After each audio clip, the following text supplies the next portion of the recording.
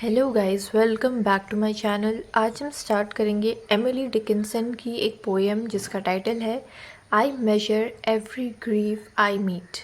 तो इसका line by line explanation मैं आज आपको देने जा रही हूँ, तो वीडियो के एंड तक बने रहिएगा। तो बिना किसी डिले के शुरू करते हैं अपनी poem I measure every grief I meet by Emily Dickinson.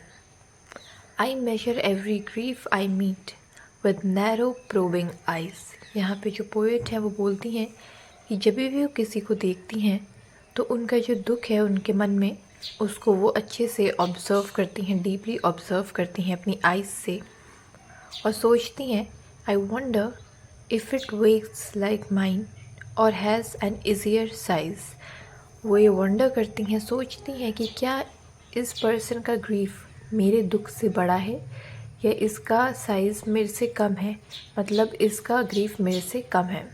ऐसा वो ऑब्ज़र्व करती हैं, ऐसा वो सोचती हैं दूसरे के ग्रीफ को देखकर। आई wonder if they bore it long. वो ऐसा सोचती हैं, वंडर करती हैं कि क्या इनका ग्रीफ बहुत पुराना है, बहुत सालों से इनके साथ है, या कोई रीसेंट बात है। और did I just begin. I could not tell the date of mine, it feels so old a pain. वो बोलती हैं जो उनका खुद का ग्रीफ है वो तो इतना एंशियंट है, इतना पुराना है कि वो बता भी नहीं सकती, पिन पॉइंट भी नहीं कर सकती कि उनका ग्रीफ स्टार्ट हुआ कब था। I wonder if it hurts to live and if they have to try. यहाँ पर जो पोएट है वो बोलती हैं, वो वंडर करती हैं कि क्या इन लोगों को लाइफ बहुत प्रेशराइज्ड लगती होगी, कैसे लोग लाइफ को जी रहे हैं इतना ग्रीफ लेने के बाद भी, क्या इनको हर्ट नहीं होता होगा, या बहुत मुश्किल से ये लोग जो हैं अपनी लाइफ को कंटिन्यू कर रहे हैं, ऐसा वो वंडर करती हैं। And whether could they choose between it would not be to die. वो बोलती हैं कि अगर इन लोगों को एक चॉइस दी जाएगी तो शायद इनका आंसर यही होगा कि ये डेथ को चूज़ करेंगे लाइफ को कंटिन्यू करने के ऊपर। I note that some gone patient long at length renew their smile. आगे पोएट बोलती हैं कि कुछ लोग ऐसे भी होते हैं जो इतने साल के ग्रीफ के बाद भी स्माइल करने का मैनेज कर लेते हैं, यानी स्माइल करते रहते हैं। An imitation of a light that has so little oil. लेकिन वो बोलती हैं कि ये जो स्माइल है ये जेन्युइन स्माइल नहीं होती, बल्कि एक फ़ेक स्माइल होती है। और उनको फेक स्माइल को वो कंपेयर करती है एक लैम्प से जिसमें बहुत कम तेल है और वो फ्लिकर कर रहा है। I wonder if when years have piled some thousands on the harm. यहाँ वो वंडर करती हैं कि क्या इतने सालों से उनका ग्रीफ कम होता है, कि इतना टाइम बीत गया है तो अब ग्रीफ उनका कम हो रहा है या उनका ग्रीफ ख़त्म हो गया है। वो सोचती हैं कि क्या होता है उस ग्रीफ का इतने सालों बाद। That hurt them early such a lapse could give them any balm. वो बोलती हैं कि क्या पैसेज ऑफ टाइम कोई कंफर्ट प्रोवाइड करता है कि इन लोगों की ग्रीफ कम हो जाती है। और would they go on aching still through centuries of nerve. यहाँ पोएट बोलती हैं कि शायद सेंचुरीज़ के बाद भी वो पेन ऐसा ही रहता है, वो इटर्नल है। Enlightened to a larger pain in contrast with the love. वो बोलती हैं कि शायद आफ्टर लाइफ में ये जो पेन है ये ओवर शेडो कर दे लव को। The grieved are many I am told there is the various cause. वो बोलती हैं कि दुनिया में बहुत सारे दुख हैं और उनके बहुत सारे रीजंस हैं। Death is but one and comes but once and only nails the eyes. वो बोलती हैं कि एक डेथ ही ऐसा ग्रीफ है जो एक बार आता है और सारी ग्रीफ्स को ख़त्म कर देता है।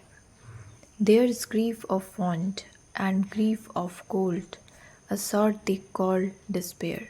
There is banishment from native eyes in sight of native air. यहाँ पोएट बोलती हैं कि जो अदर ग्रीफ्स हैं, जो बाकी ग्रीफ्स हैं वो तो वर्स्ट हैं, डेथ तो फिर भी बहुत ज़्यादा काइंड है कि वो एक बार ही दुख देती है। जो अदर ग्रीफ्स है वो है ग्रीफ ऑफ वांट, कि लैक, किसी के ज़िंदगी में क्या लैकिंग है उसकी इच्छा रखना, एग्ज़ाइल जिसको हम बैनिशमेंट बोलते हैं। इन सब की जो ग्रीफ है ये डिज़ायर्स वगैरह की, ये तो डेथ से भी ज़्यादा वर्स्ट है। And though I may not guess the kind correctly, yet to me a piercing comfort it affords in passing cavalry. Poet बोलती हैं कि उन्हें नहीं पता दूसरों का ग्रीफ एग्जैक्टली में क्या है, पर फिर भी उनका ग्रीफ सुनकर पोएट को कंफर्ट महसूस होता है कि वो अकेले नहीं हैं अपने दुखों के साथ। हमें मोस्ट ऑफ द टाइम से ही लगता है कि हम जो फील कर रहे हैं, हमारे साथ जो हो रहा है, हम ही उसमें अकेले हैं। लेकिन जब हम दूसरों को देखते हैं कि दूसरा भी ऐसी सिचुएशंस में है और शायद हमसे बुरी सिचुएशन में है, तो कहीं ना कहीं हमें एक कंफर्ट फील होता है कि हम ही अकेले नहीं हैं, ऐसे और भी बहुत लोग हैं, और अगर वो लाइफ को कंटिन्यू कर सकते हैं तो हम भी कर सकते हैं।